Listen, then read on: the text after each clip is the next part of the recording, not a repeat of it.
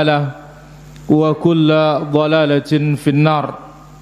معاشر الحاضرين والحاضرات, demikian juga para pemirsa khususnya Asil TV yang sudah tergabung di kesempatan sore hari yang berbahagia ini. Mudah-mudahan Allah Azza wa Jalla terus menerus memberikan kita hidayah dan taufik sehingga kita bisa istiqamah di atas jalan Allah dan di atas petunjuknya Rasulullah sallallahu alaihi wasallam. Karena al-istiqamah ini yang berat, konsisten di atas perintah Allah. Itu sebabnya dikatakan oleh para ulama kita, a'zamul karamah luzumul istiqamah. Karamah orang beriman yang paling besar, dia tetap konsisten di atas ketaatan. Ini karamah yang paling besar. Maka juga dalam ungkapan dikatakan al-istiqamah khairun min alfi karamah. Tegar, konsisten di atas al-haq itu lebih baik dari 1000 karamah. Salawat dan salam bagi Rasul kita yang mulia, Nabi kita Nabi Muhammad sallallahu alaihi wa ala alihi wa sahbihi ajma'in. Hadirin yang dimuliakan oleh Allah Azza wa Jalla, kembali kita di dalam aqidah al-Imam Asy-Syafi'i kama dawwanaha fi kutubih. Aqidah Imam Syafi'i sebagaimana yang termaktub di dalam kitab-kitab beliau, aw rawaha anhu talamidhuh, atau sebagaimana yang diriwayatkan oleh murid-murid beliau. Kita telah ambil berkaitan dengan khasaisul Mustafa, keistimewaan Rasulullah sallallahu alaihi wasallam. Akan kita ambil pada kesempatan sore hari ini. Yaqulu hafizahullah ta'ala, babu ma jaa 'anil Imam Asy-Syafi'i rahimahullah fi dhabitil bid'ati wa dhammi ahliha. Bab riwayat-riwayat yang datang dari Imam Asy-Syafi'i rahimahullah tentang batasan-batasan bid'ah. Apa ini maksud dengan bid'ah? Wa dhammi ahliha, serta celaan terhadap ahli bid'ah. Maka tidak boleh seorang muslim alergi ketika disebut perkara bid'ah. Alergi terhadap perbuatan bid'ah iya, tapi menjelaskan bid'ah ketika dijelaskan tidak boleh kita alergi, karena itu hukum Allah. Karena itu hukum Rasulullah sallallahu alaihi wasallam. Yang Rasulul Karim sallallahu alaihi wasallam sebagaimana dibawakan oleh Imam Muslim dalam Kitabul Jumu'ah, setiap Jumat Nabi kita alaihi salatu wassalam mengingkari bid'ah itu dengan suara yang lantang, mata yang memerah, kemarahan yang memuncak. Beliau mengatakan, fa inna asdaqal hadithi kitabullah. Sejujur-jujur perkataan adalah Al-Quran. Wa khairul huda huda Muhammadin sallallahu alaihi wasallam. Sebaik-baik petunjuk adalah petunjuk Nabi Muhammad sallallahu alaihi wasallam. Wa syarrul umur, perkara yang paling buruk dalam agama, muhdatsatuha, yang baru-baru, yang dibuat belakangan-belakangan. Wa kullu muhdatsatin bid'ah, setiap perkara yang baru dalam urusan agama itu bid'ah. Wa kullu bid'atin dhalalah, setiap bid'ah dalam agama ini sesat. Wa kullu dhalalatin finnar, dan setiap kesesatan itu neraka. Baik, sekarang kita dengar dari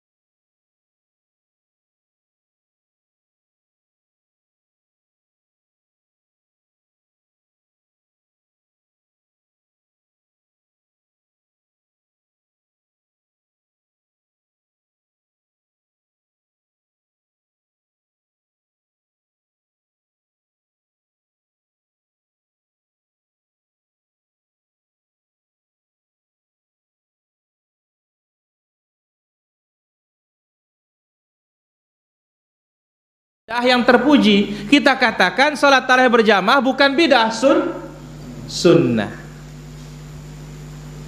Dan ingat, ucapan Umar ini dalam riwayat yang lain ada tambahannya. Apa kata Umar? In kanat hadhihi bid'ah fa ni'matul bid'ah. Andai kata ini bid'ah, maka ini bid'ah yang paling baik. Andai kata. Ingat, bid'ah tadi kita sebutkan cara yang dibuat-buat dalam agama. Sekarang tarawih berjamaah sudah dikerjakan oleh Nabi apa tidak? Sudah, berarti bukan cara yang dibuat-buat. Maka itu sebabnya dikatakan ini bid'ah secara bahasa. Mana buktinya? Tarawih berjamaah kan tidak menyelisih hadis. Nabi sudah contohkan. Namun Umar mengatakan ini bid'ah yang paling enak andai kata. Andai kata, tapi tidak bid'ah. Sudah ada contoh dari Rasulullah sallallahu alaihi wasallam. Yani annaha muhdatsah lam takun, tidak ada sebelumnya. Artinya di zaman Abu Bakar. Karena zaman Abu Bakar masih apa? Pencar, terpisah-pisah. Tapi di zaman Nabi ada berapa malam? 3 malam. Sudah cukup membuktikan ini sunnah bukan bid'ah. Wa in kanat falaysa fiha raddun lima madha. Jikalau ada contoh sebelumnya berarti tidak ditolak. Nah, tarawih berjamaah sudah ada contoh, berarti tarawih berjamaah tidak tertolak, hukumnya sunnah. Ini dia.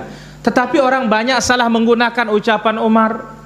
Orang banyak salah menggunakan ucapan Imam Syafi'i. Ucapan Umar, nikmatul bid'ah, ini bid'ah hasanah. Mana dia? Semua perkara bid'ah yang tidak ada dalilnya dipakai bid'ah hasanah.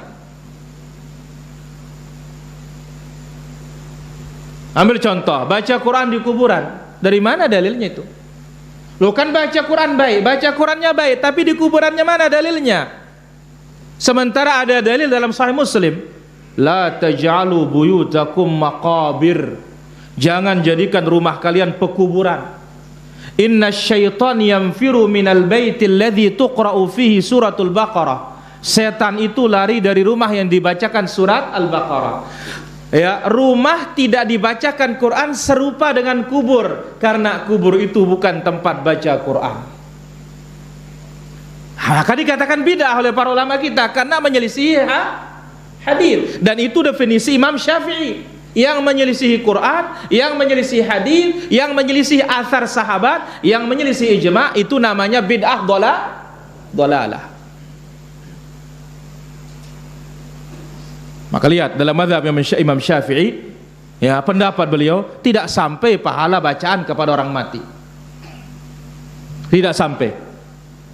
Ya, Allahumma kecuali anaknya. Kalau anaknya sih kebaikan-kebaikan untuk orang tuanya sampai, tapi dikirimin. Bahkan ada beberapa pertanyaan dari Majalengka, katanya ada kulhu berapa ribu, katanya 4.000 atau 6.000 itu dibayar 3 juta. La ilaha illallah. Dari mana ini para jamaah? Ya, ini dia penjelasan Imam Syafi'i. Jadi dudukkan perkataan ini pada posisinya. Ini dia ucapan Umar, dudukkan perkataan ini pada posisinya. Baik. Kemudian riwayat berikutnya, wa an Harmalah ibn Yahya, dari Harmalah ibn Yahya, beliau berkata, sami'tu Muhammad ibn Idris asy-Syafi'i rahimahullah yaqul.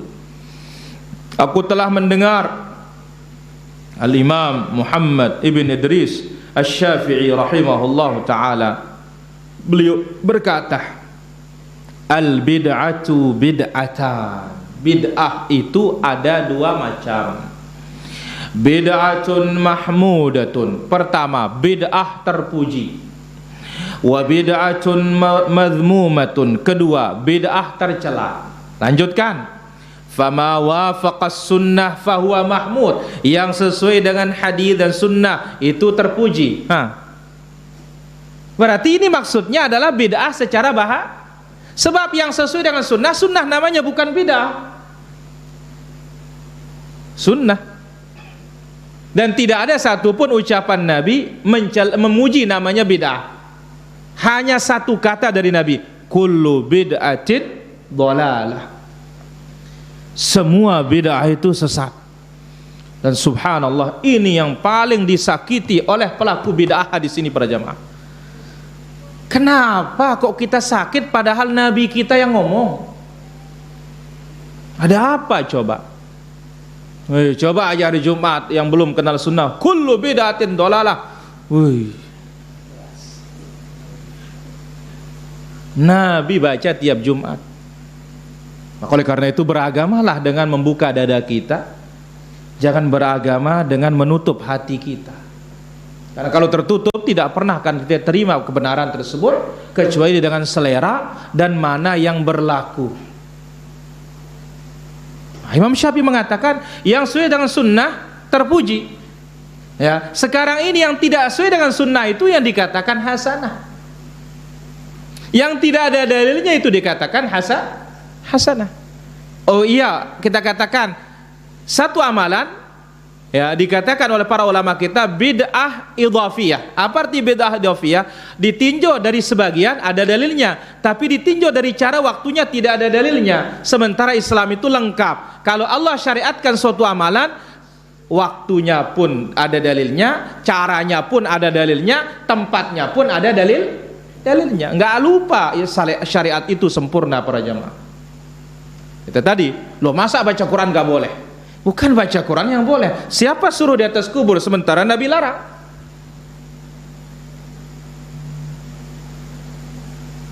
Siapa yang larang baca salawat? Enggak ada larang baca salawat. Tapi adakah dalilnya meletakkan salawat di sana dengan suara besar-besar Allahumma sa?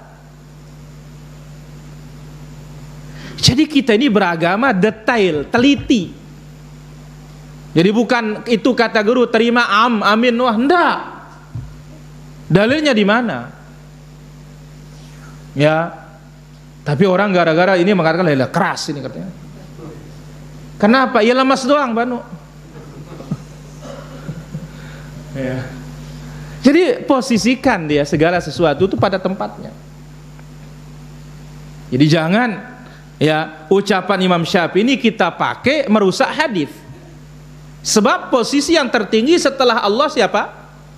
Rasul sallallahu alaihi wasallam. Imam Syafi'i datang 150 baru lahir para jemaah. Kalau kita mau mempertentangkan apakah kita ikut Rasul atau Imam Syafi'i, tapi Imam Syafi'i hakikatnya tidak menentang Rasul. Kita yang salah faham pakai ucapan Imam Syafi'i menentang Rasul. Nah, ini dia. Ini buktinya. Fama wafaqas sunnah fahuwa mahmud. Yang sesuai dengan sunnah itu terpuji, dan yang sesuai dengan sunnah tidak ada dikatakan beda hasanah. Kenapa? Karena Ibnu Umar, sahabat Nabi, di antara sahabat yang banyak menghafal sunnah, menghafal hadis, kullu bid'atin dhalalah wa in ra'ahan nasu hasanah. Semua bid'ah itu sesat meskipun orang menganggapnya hasanah. Tapi Imam Syafi'i enggak salah ucapannya. Karena ini apa? Bisa difahami ucapan beliau ini bid'ah segi bahasa.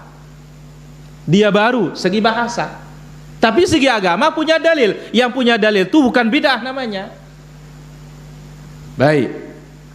Wa ma khalafas sunnah, ini nih. Apapun yang menyelisih sunnah fahuwa madmum, itu tercela. Nah, sekarang yang kita ingatkan ini yang tidak ada dalilnya, yang menyelisih dalil. Bid'ah yang tercela yang kita ingkari. Kalau yang sesuai dengan sunnah itu yang kita kerjakan.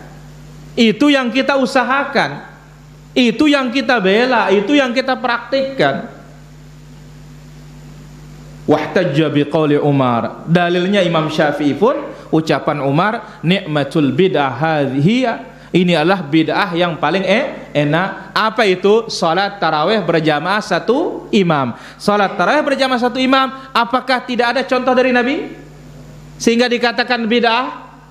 Enggak, sudah ada contoh. Maka ya dia bukan bid'ah secara syariat meskipun dikatakan bid'ah menurut bahasa. Kenapa? Di saat Abu Bakar memimpin enggak ada tarawih satu imam. Di saat Umar awal-awal belum satu imam. Setelah itu karena dilihat banyak yang tarawih berpencar-pencar, satukan. Lalu beliau mengatakan, andai kata ini perkara bid'ah, inilah bid'ah yang paling bagus. Andai kata. Baik. Ucapan yang beliau.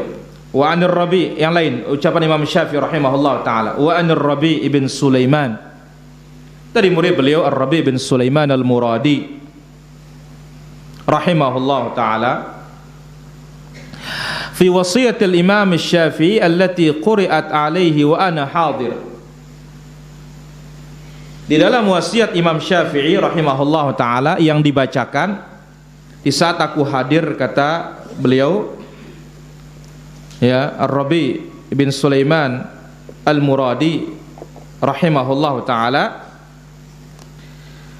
Apa kata Imam Syafi'i dalam wasiatnya? Wa annahu yusi nafsahu, beliau mewasiatkan dirinya, wa jama'atan man sami'a wasiyatuhu, dan sekelompok orang-orang yang mendengarkan wasiat beliau, bi ihlali ma ahallallahu fi kitabih, halalkan apa yang Allah halalkan dalam Al-Quran, thumma ala lisani nabihi sallallahu alaihi wasallam, kemudian halalkan apa yang dihalalkan melalui lisan Rasulullah sallallahu alaihi wasallam, wa tahrim ma harramallahu fil kitab,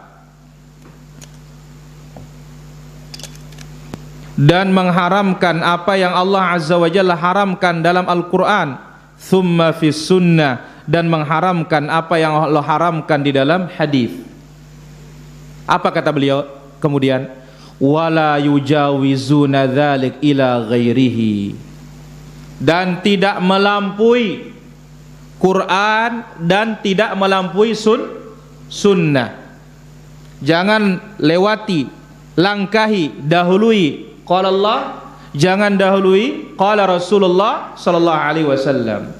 Fa inna mujawazatahu tarku fardillah, sebab siapa melangkahi dalil berarti dia telah meninggalkan apa yang Allah wajibkan. Wa tarku ma khalafal kitab was sunnah wa huma minal muhdatsat, kata beliau, dan meninggalkan apa yang menyelisihi Al-Quran dan sunnah itu adalah perkara baru. Masya Allah. Dan meninggalkan apa yang menyelisihi Al-Quran dan sunnah, ya, kita tinggalkan apa? Quran dan sunnah. Ketika kita tinggalkan dan itu menyelisihi, ya, maka kita katakan huma minal muhdatsat. Apa yang menyelisihi dalil Quran maupun sunnah itu adalah termasuk muhdatsat, perkara baru di dalam agama. Jadi tinggalkan apa yang menyelisih Quran dan sunnah, sebab yang menyelisih Al-Quran dan sunnah minal muhdatsat, termasuk perkara-perkara baru di dalam agama. Ini dia para pemirsa, demikian juga para hadirin yang dirahmati Allah subhanahu wa ta'ala, penjelasan Al-Imamul Jalil Al-Imam Syafi'i rahimahullahu ta'ala, bagaimana beliau menerangkan dengan jelas dan tidak ada perselisihan antara kita dengan Imam Syafi'i, tidak ada perselisihan antara ucapan Imam Syafi'i dengan yang datang dari Nabi sallallahu alaihi wasallam. Sebab beliau tetap mencela apapun yang menyelisihi kitabullah Al-Quran, apapun yang menyelisih As-Sunnah, apapun yang menyelisih Al-Athar yang datang dari sahabat, apapun yang menyelisihi Al-Ijma', kesepakatan para ulama. Ini dia para hadirin rahmati Allah azza wa jalla. Nah, ucapan beliau ini menghalalkan dihalalkan oleh Allah, mengharamkan apa yang diharamkan oleh Allah dan Rasulnya. Ini dijelaskan oleh Imam Ibnu Katsir, juga ulama Syafi'iyah dari kalangan mufassirin. ketika beliau menafsirkan ayat al-yauma akmaltu lakum dinakum wa atmamtu alaikum ni'mati wa raditu lakumul islam madina, yaitu pada surat Al-Maidah ayat yang ketiga. Apa kata Ibnu Katsir?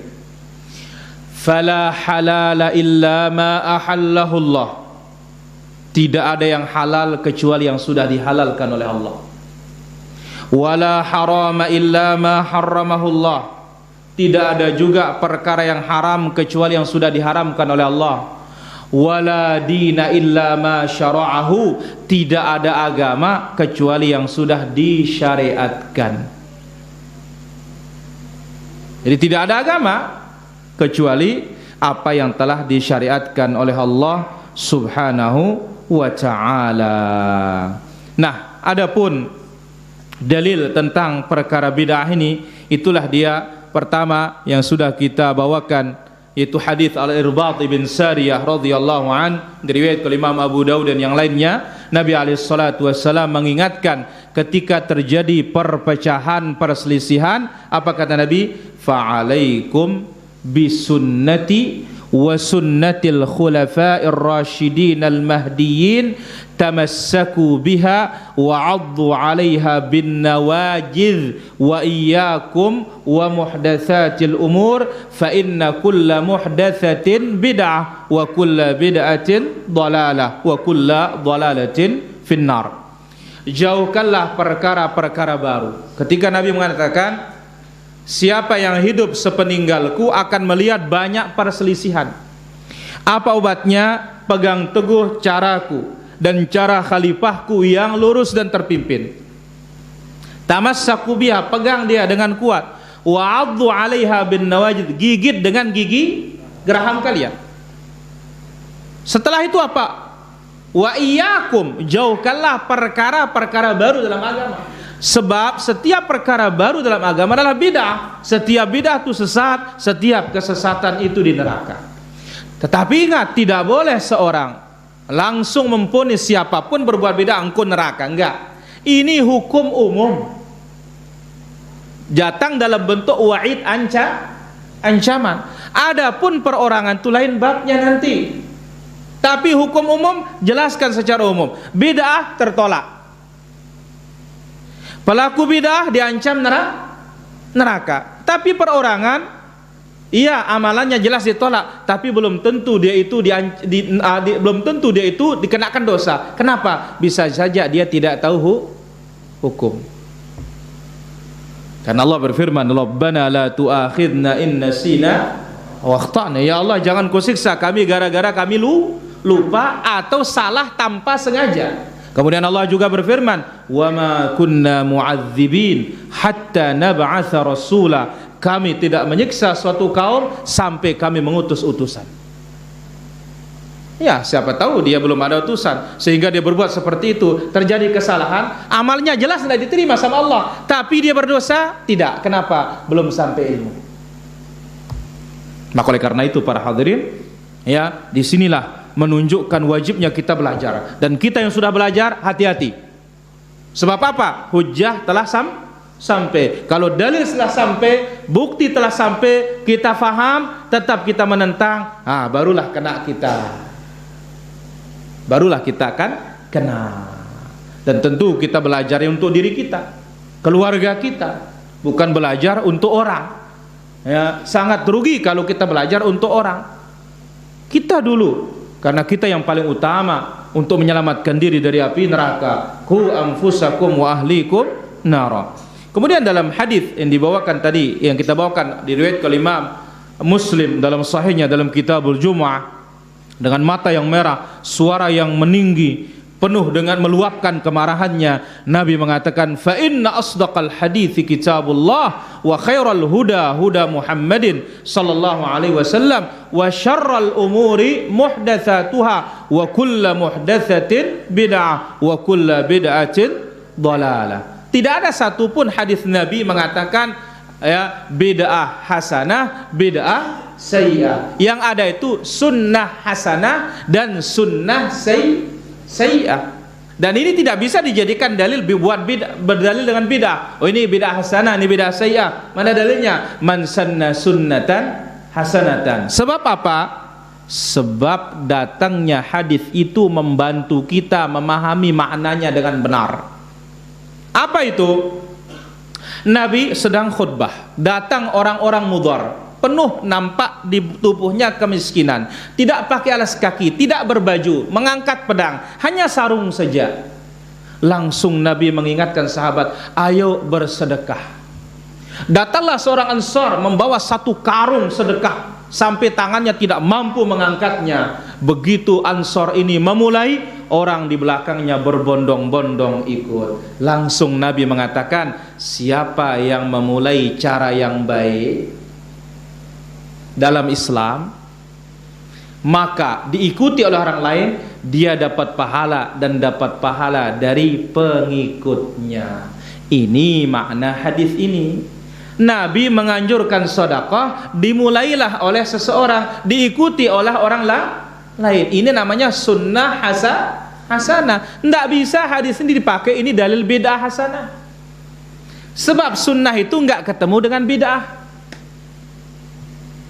Ya, tidak ada satupun di dalam bahasa Arab, apalagi istilah Nabi, ya, sunnah, ya, sinonimnya bid'ah. Kalau antonim, lawannya baru. Ya, kalau persamaan tidak ada. Sunnah, ya, arti lainnya adalah bid'ah, nggak ada. Nabi mengatakan man sanna sunnatan hasanatan, tapi orang mengatakan yaitu apa? Bid'ah hasanah. Hadisnya tidak ada mengatakan man badda'a bid'atan hasanatan, enggak ada. Dan melihat sebab wurud, sebab datangnya hadis. Itu apa? Nabi menganjurkan sedekah. Kalau Nabi menganjurkan sunnah apa bid'ah? Ya sunnah. Baik, mana sunnah sayyi'ah? Contoh, dia yang pertama kali memasukkan dom di dalam kampung itu. Begitu dia datang membawa dom, sekampung ikut-ikutan beli dom. Nah, ini sunnah sayyi'ah ini.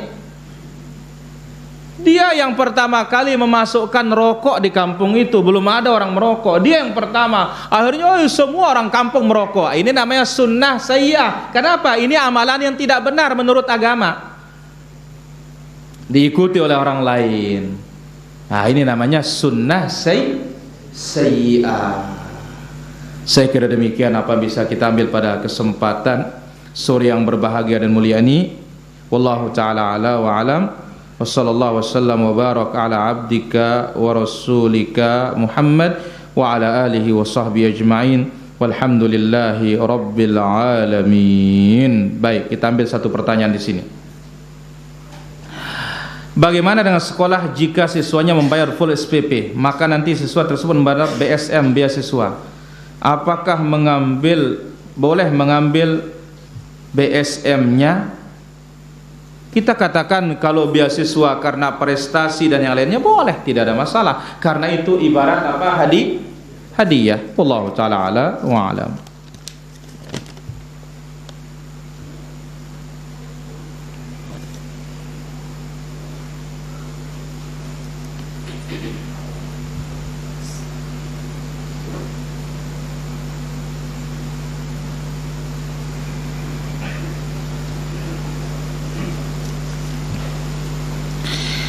Apabila kita sedang melakukan sholat qabliyah subuh dan kita baru dapat satu rakaat kemudian dikumandangkan iqamat, apakah harus mengulang di rumah? Tidak perlu mengulang, ya, cukup dengan itu insyaallah sudah dicatat dapat lebih baik dari dunia dan seisinya. Wallahu ta'ala ala wa alam.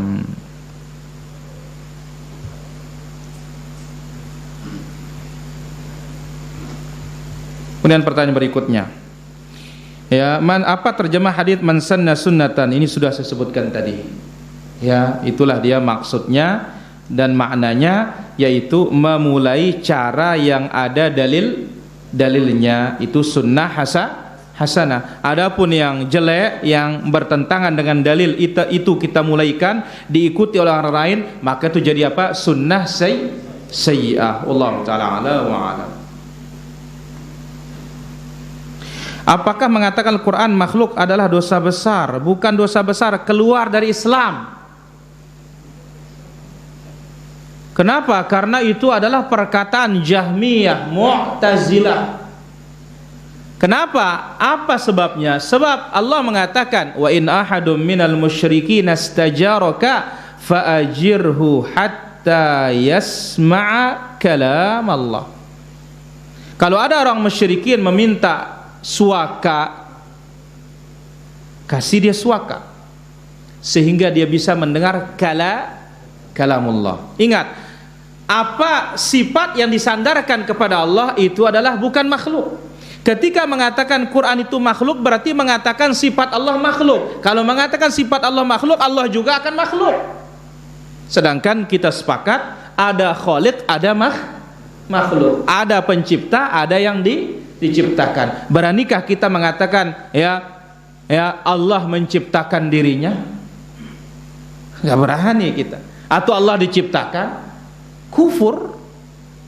Ya, wallahu taala ala wa alam.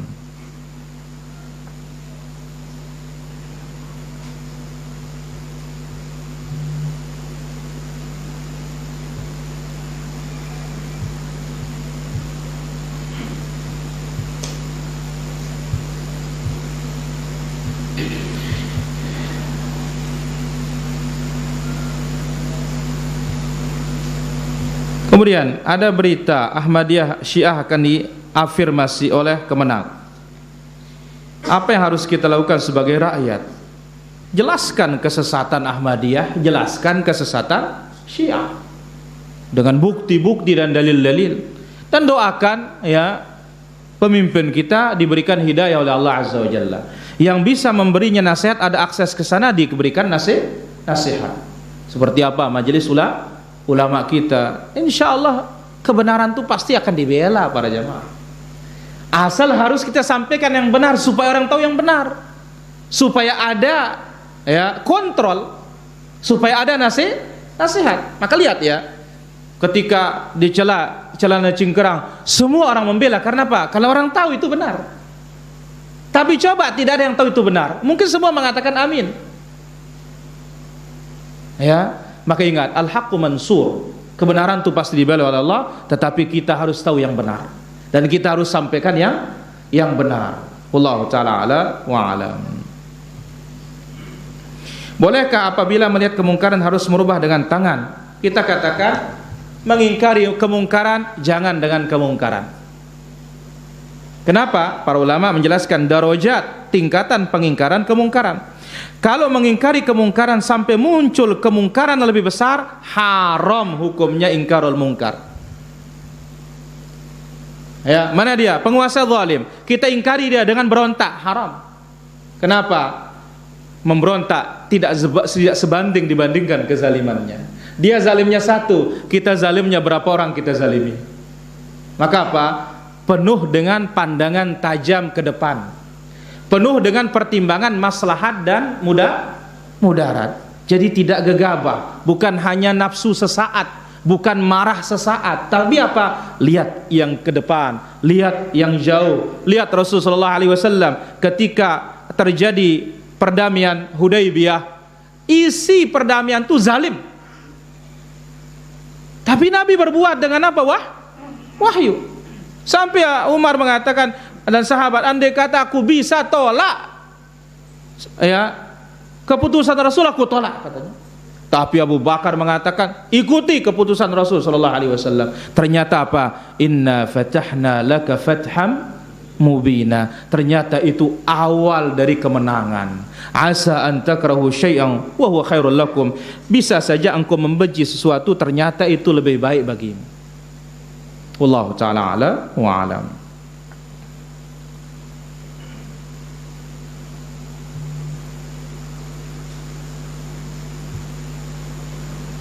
Teman di kantor ada mengucapkan kalimat kepada umat Kristen pada hari raya Natal. Bagaimana merayakan Natal? Semoga sehat selalu bersama keluarga. Apa kalimat seperti ini diperbolehkan? Enggak boleh. Ya, urusan agamanya lakum dinukum, selesai sudah. Dia Natal, ya Natal sudah. Ya enggak usah selamat Bapak. Kok selamat sih? Seharusnya melawan Allah tuh celaka, bukan selamat. Kok bisa lo gitu loh? Ini karena apa? akidah kita para jamaah yang tidak beres. Ya. Jadi dia rayakan agamanya, kita diam. Itulah nama kita, ya, bertoleransi. Ya. Kita, ya, melaksanakan agama kita, dia diam, alhamdulillah dia diam. Ya. Lihat para hadirin rahmatullah azza wa jalla. La tabda'ul yahuda wan nasara bisalam. Jangan memulai salam. Selamat itu salam apa enggak? Ayo, mau dikemanakan hadis ini? Itu padahal salam assalamualaikum aja loh. Apalagi berkaitan dengan agama yang salah. Ini dia para hadirin rahmatullah subhanahu wa ta'ala. Wallahu ta'ala ala wa ala. Mohon doa ayah kami yang meninggal dunia 1 pekan lalu, Allah yaghfir lahu. Terkait pengurusan jenazah, azan saat jenazah dimasukkan ke liang lahat, bid'ah. Kenapa? Bertentangan dengan dalil. Apa itu? Nabi diam waktu masukkan jenazah, kita yang azan. Bertentangan apa tidak? Satu. Yang kedua, man amila amalan, siapa mempraktekkan suatu amalan yang bukan dari Nabi. Nabi tidak pernah. Berarti apa? Inilah namanya bid'ah. Azan itu untuk manggil orang sholat, bukan masukkan orang ke dalam liang lahat. Oh, ada kiasnya. Bayi baru lahir, kokohkan dulu dalil tentang mengazankan bayi. Hadisnya dhaif dan kias yang sangat jauh. Ya, wallahu ta'ala ala wa alam. Nisan yang punya tulisan, Rasulullah SAW jelas bersabda, naha, disebut oleh sahabat, naha an yuktaba alaiha. Nabi melarang membuat tulisan di atas kuburan, kecuali mungkin tanggal, ya, untuk dikenal karena ini akan dibongkar, bolehlah.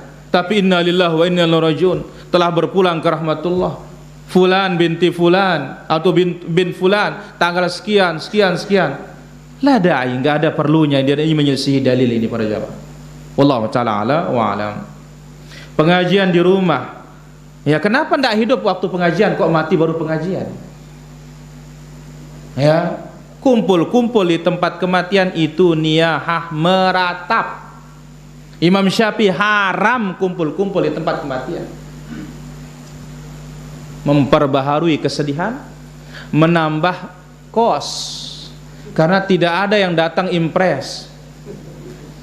Ya, kering-kering, datang kering, pulang kering, tidak ada. Bahkan nanti kalau kering, jereh jemaah jangan datang, wah. Ya, maka lihat, yang kaya yang paling banyak datang. Kenapa? Banyak makanannya. Yang miskin kasihan. Sementara di dalam hadis, orang fakir lebih dahulu masuk surga ketimbang yang kaya. Yang kaya itu masuk penjara dulu. Dicek dari mana kemana. Ya, wallahu ta'ala ala wa alam.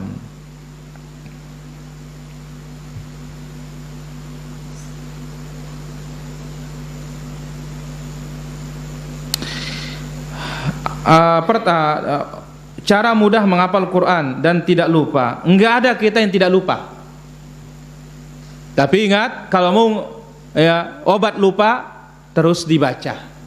Dan Nabi mengatakan, ta'ahadul Quran, jaga Al-Quran. Dia lebih mudah lepas daripada unta dari ikatannya. Kenapa Allah jadikan dia cepat kita lupa? Supaya kita jangan pisah dari Allah. Sama dengan doa. Kenapa doa itu tidak semuanya dikabulkan? Nanti kalau dikabulkan berhenti kita minta sama Allah. Kenapa? Wah, mau. Dan memang tabiat manusia, kalau sudah dapat lupa sudah dia. Ya, wallahu ta'ala ala wa alam. Jadi kita katakan, obat lupa jauhi maksiat. Obat lupa terus dipandang Qur'annya, baca terus bagaimana kata Imam Al-Bukhari. Wallahu ta'ala ala wa alam. Fadilah keutamaan orang hafal Quran dari hadis. Nabi SAW sebutkan tentang, ya, seorang anak yang hafal Quran, Allah Azza wa Jalla pakaikan orang tuanya hari kiamat taj, mahkota. Wallahu ta'ala ala wa alam.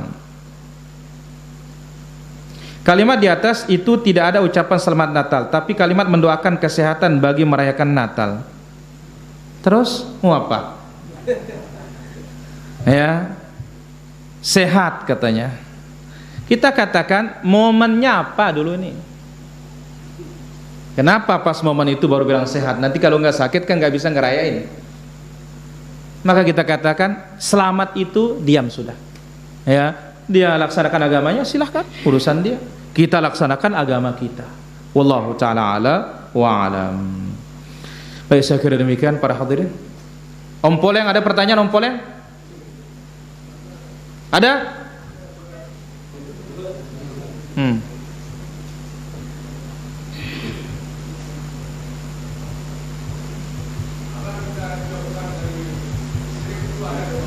Hmm.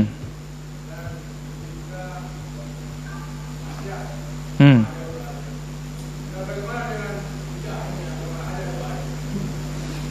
Kita katakan bahwasanya ya, kita berdoa dari mungkarat, kemungkaran-kemungkaran, ya, mungkaratil akhlak, kemungkaran akhlak, termasuk di dalamnya perkara-perkara bid'ah. Tapi secara khusus tidak disebutkan. Karena apa? Dia bagian dari dosa dan maksiat. Wallahu ta'ala ala wa alam. Yang kedua, dia meninggal, Ustaz. Rencana siang itu akan dikuburkan. Malam tiba-tiba ayat ini hilang, Ustaz. Mungkin dibawa oleh astral ke atau apalah gitu ya. Nah, pada zaman Rasulullah ini apakah ada cerita seperti ini, Ustaz? Tidak ada. Oh, tidak ada. Ya, tidak ada, Ya. Wallahu ta'ala ala wa alam. Sul, ada sul?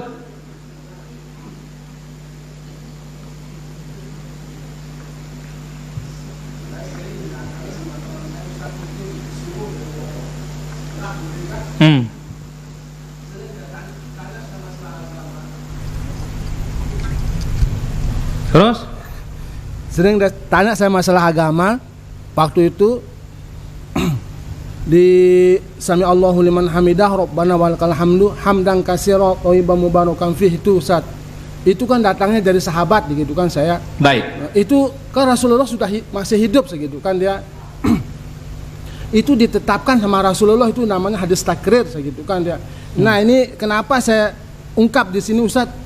Sering-sering lah diungkap hadis takrir ini, Ustaz. Mungkin kelompok sebelah ini belum paham dia, taunya hadis perbuatan dan perkataan. Baik. Ustaz, kita katakan sul, kita yang perlu paham, orang nggak perlu paham.